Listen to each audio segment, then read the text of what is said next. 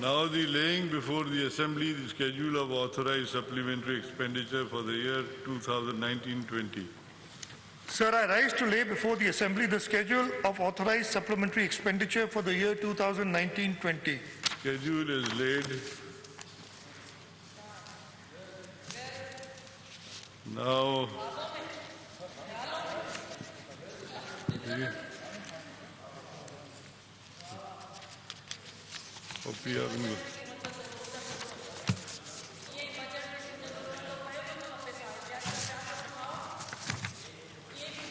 now the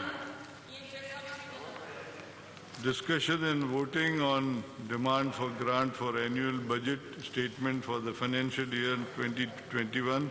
Honorable Chief Minister may please make the motion in respect of demand number 1 of annual budget statement for the financial year 2021. Demand number 1.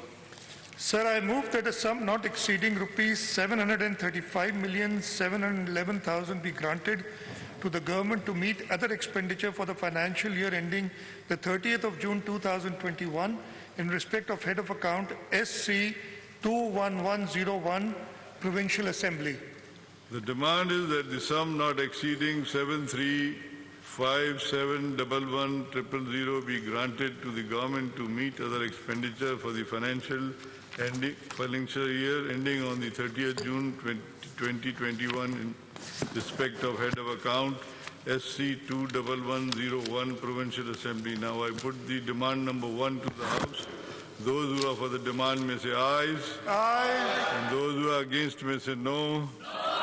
Ayes have it, and the demand is granted. Demand number 2. Sir, as there are no cut motions from demand number 2 to demand number 157, I therefore request that I may be allowed to move these demands together. Okay, you are allowed. Sir, I move that sums mentioned against demand number 2 to demand number 157 be granted to the government to meet other expenditure for the financial year ending 30th of June 2021 in respect of heads of accounts mentioned therein.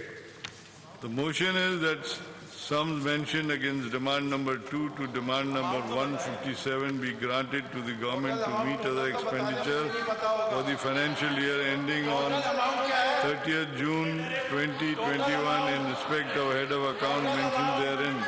Now I put the motion to the House. Those who are for the motion may say aye. And those who are against may say no.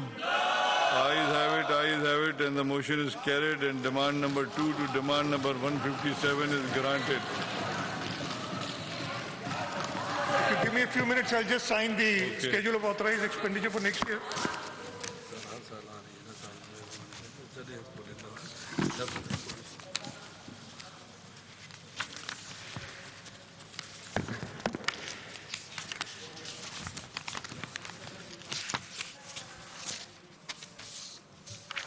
Okay. Now laying before Assembly the schedule of authorized expenditure for the year 2021. Sir, I rise to lay before the Assembly the schedule of authorized expenditure for the year 2020-21. The schedule is laid.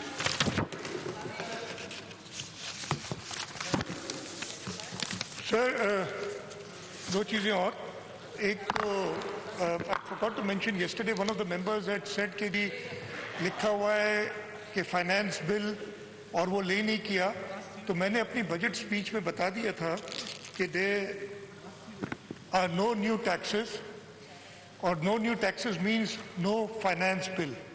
So that is why there is no finance bill laid. So we were not hiding anything contrary to people who do not understand ये कैसे ये चलते हैं मामले. Unfortunately,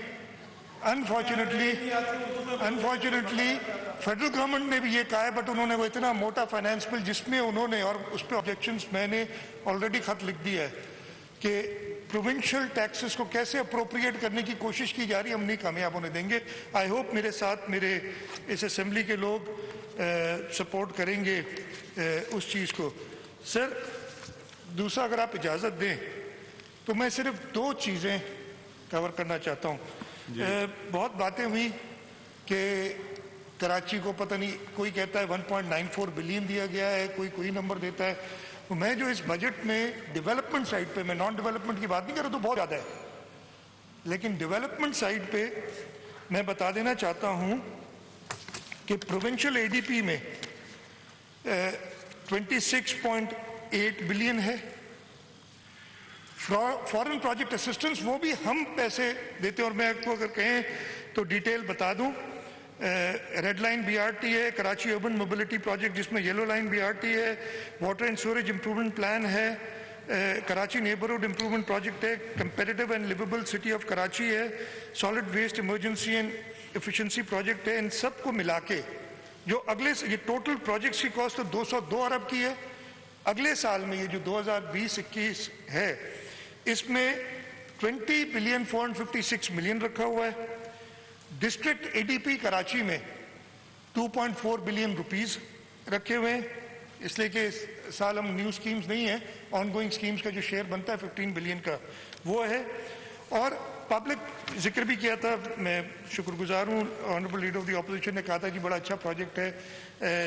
तो हम public और federal government भी कर रही है, बिकॉज जो और हमारा तो पब्लिक प्राइवेट पार्टनरशिप यूनिट को सबने सराहा है, वो डिटेल्स में पहले ही बता चुका हूँ।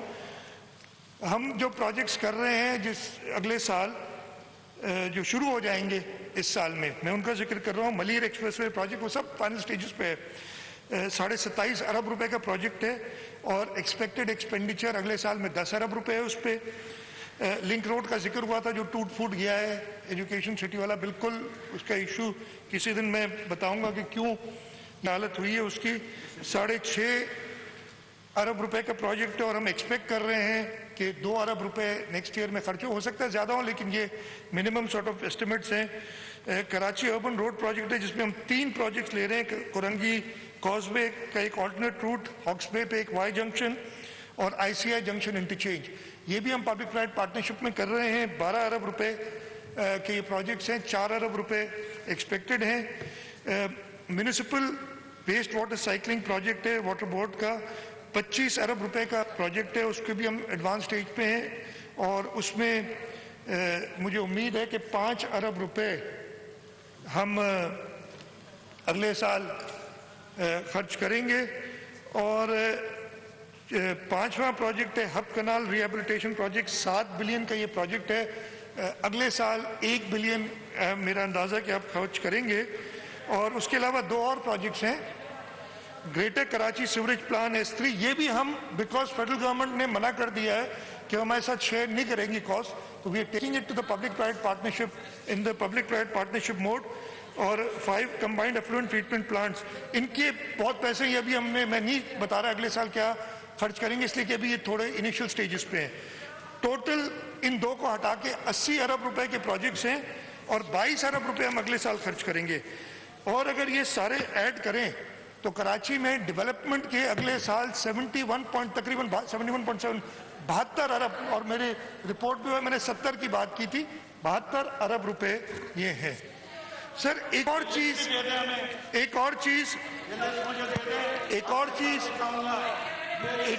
सर जो बहुत जरूरी है मैं बताऊं, और मैं रिक्वेस्ट करूंगा कि इसको सुन लें सब। कल मैंने इसका जिक्र थोड़ा सा किया था, सुप्रीम कोर्ट में कल एक ऑर्डर आया है, मैं वो ऑर्डर पढ़ूंगा और मैं ताकि आपको पता चले और उसकी हकीकत भी बताऊंगा, आज सबको पता चले। ताकि इधर जो तकारीर हुई, मैंने कल भी ये कहा था, कह दिया 4 अरब की लग्जरी गाड़ियां खरीद रहे हैं, पहले कह दिया था 8 अरब का राशन दे रहे हैं। और चीफ जस्टिस साहब ने, बिकॉज वो समझते हैं उनका उसमें कसूर नहीं है, एक मेंबर अगर सूबाई असम्बली के कोई तकरीर करते हैं तो उन्होंने उसका नोटिस लिया और उन्होंने उस पर परसों हियरिंग की थी। कल वो ऑर्डर है, ऑर्डर मुझे बाद में मिला, नहीं तो कल ही मैं एक्सप्लेन कर पढ़ भी देता, इसलिए ये, और उसके ऊपर जो एक्सप्लेनेशन है या क्लैरिफिकेशन है जो कि हम कोर्ट में जमा कराएंगे, लेकिन मैं चाह रहा हूँ कि असेंबली मेंबर्स को मिले। मैं पढ़ लेता हूँ। It seems that we note that the government of Sindh has announced its budget for the year 2020-21. It seems इसलिए कि इधर से कहा गया है कि it has not allocated any funds for development schemes in the province generally and for the city of Karachi particularly. मैंने province की भी बताई है, कराची का भी मैंने बताया. Instead, it has made an allocation of rupees 4 billion for purchase of luxury vehicles for the use of employees of Sindh government. We also note that the Sindh government has made an allocation of about rupees 100 billion for non-development purpose in the said budget. In the absence of funds for allocation of new development schemes in the province, and particularly in Karachi, the Sindh government has made an allocation of rupees 4 billion for importing of luxury vehicles from abroad like double cabin, Vigo and Prado. Sir, आगे पढ़ता हूं मैं. In the circumstances prima facie, we find that the allocation of funds of rupees 4 billion for importing of luxury vehicles is not justified, looking at the ground reality prevailing in the province of Sindh. Thus, till the next date of hearing, we restrain the government from incurring from the budget 2020-21 expenses for the procurement of vehicles to import or local procurement as noted above. Sir, आगे बड़ा important है. We have also asked the Advocate Generals of Punjab, KPK and Balochistan about allocation of funds in the budget 2020-21. They have made categorical statement that the budget of respective provinces for the year 2020-21, no allocation of funds for procurement of vehicles has been made by the respective provinces, and further that they have allocated funds for development schemes in the province. Sir, हकीकत हम supreme court को लिखेंगे, लेकिन क्योंकि ये media पे बहुत चल रहा है, तो मैं बता दूं कि एक्चुअल क्या है.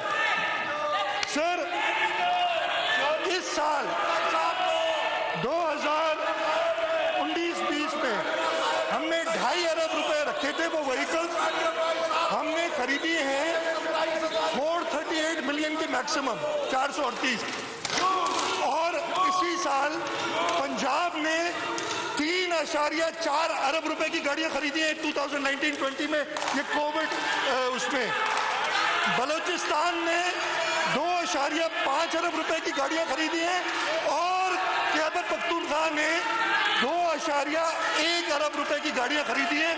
हमने 498 मिलियन. और पिछले फेडरल गवर्नमेंट ने 4.5 अरब रुपए की गाड़ियां खरीदी हैं इस साल. ये मैं आपको बता दूं. सर, 2020-21 में, अच्छा सर, पिछले साल हमने 330 मिलियन की गाड़ियां खरीदी थी. पंजाब ने 1.447 बिलियन, बलूचिस्तान ने 1.878 बिलियन, खैबर पख्तूनख्वा ने 1.361 बिलियन. अगले साल जो केपीके, पंजाब और बलूचिस्तान के एडवोकेट जनरल्स ने स्टेटमेंट दिए, I hope the Supreme Court will take action on this.